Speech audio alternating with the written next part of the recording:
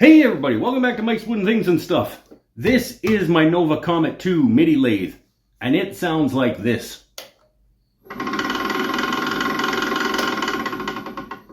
And that's not good. So today, we're going to swap out some bearings and see if we can make it not sound like this. Because that's not good. Come on, let's figure it out.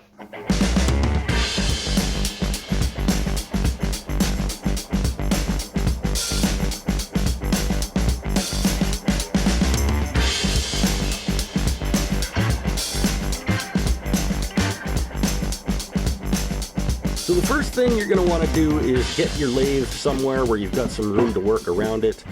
I got it up on my workbench and secured between some holdfasts. You do want to restrict it. You want to secure it to whatever surface you're working on, because we are going to give it some solid thwacks throughout this process, and we need to restrict its ability to move when we start thwacking it with things. Then we get the hand screw off on the back side here. I had to give ours a little bit of a tappy tap to get it started, but then it just unscrewed. Depending on your model of lathe, there may be some set screws involved in that. On the Nova Comet, there is not. Then the one sort of specific tool for this process are those snap ring pliers that we need to get that snap ring off of there. And then inside on the belt carriage part, on the Nova, there are two set screws. You got to get the first one all the way out so you can get down in there for the second one and loosen it off. I am not going to discuss how long it took us to figure that out and how frustrating it was until we figured that out. Then we start doing the thwacking that we were talking about. We're just hitting this bad boy out. Sometimes you got to get a little dowel of some kind. I think this is about a 3/4 inch dowel, but anything that'll go inside that outside bearing and be able to force your spindle through the other side is going to work. And then obviously you just want to thwack it until it flies out all willy-nilly onto the bed of your lathe instead of doing it nice and controlled and catching it, you know, because obviously that's a good idea. And then we pop out the back bearing with another piece of dowel of some kind. I think this was just like a practice piece from a class or something that was turned to about the right size for this operation. And we clean out the bearing holes, I guess, the recesses. A little bit of WD-40 to clean out any sort of dust and grime and things that may have gotten in there, and lubricate the install on the new bearings. And then we just pound these guys home. This inside one, you don't actually have to get to fully seat at this point. You want to get it most of the way there so that you don't have to do too much work on it later when you're pounding the spindle back in, but that process will get that seated the rest of the way. Then we got to get the old bearing off of the spindle, which was kind of a hassle. I had to drill a hole out of a piece of 2x4 and hang it over the edge of the bench and drop that guy down in there and pound it out that way. But not a big deal. We got it figured out. It was not coming, I gotta say. But we got it out, and then the other new bearing goes in the outside half of the headstock. We pound that guy in there with another block of wood.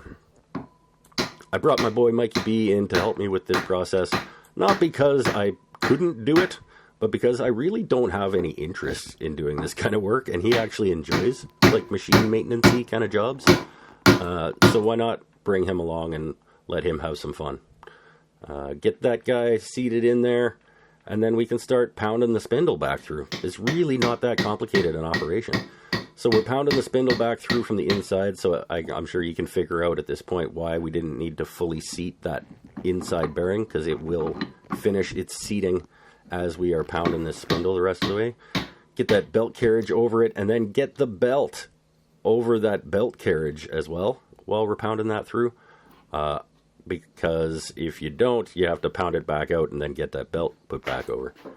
We may or may not have forgotten to do that and then had to pound it out and put it back. Then finish pounding this guy the rest of the way, and that's going to finish seating that bearing as well if we didn't get it all the way there. And then we can put the threads, the set screws back in the belt carriage. The first one that seats all the way down in, that was the mysterious problem earlier. And then the one that locks it home, that sits over the top of it, that comes all the way out. And then put that little snap ring back over this is the only sort of finicky part of this process. The only thing that's kind of a hassle is getting this guy back on there. You kind of just, like, you need 3 hands, kind of, almost, to get this thing over the top of it and then get it fully seated and locked down. But really, that's the only finicky bit, and the rest of it is there's a whole lot of thwacking. So I hope this video is helpful for you if you need to do a bearing replacement. It's really, I should have done it before I did it. It really wasn't as hard as I thought it was going to be. Well, hey, look at. Oh, no tika tika tika tika. There's no tika tika tika tika anymore. And it's relatively easy. There's some banging involved, but you can bang it. It's okay.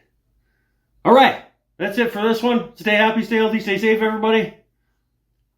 I think I might turn something without it going ticka ticka ticka ticka ticka. Ah. All right, bye for now.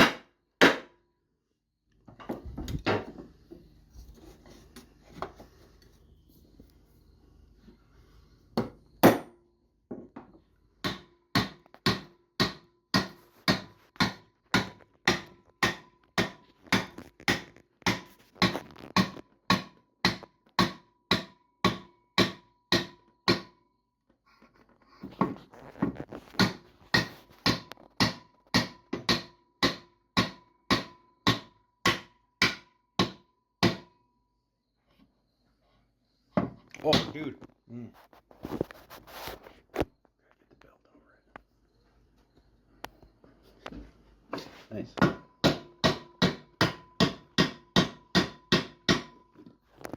Yep. Good call.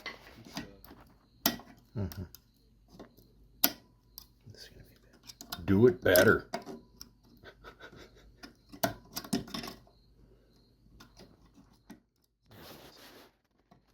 And then we put the clip on. Much.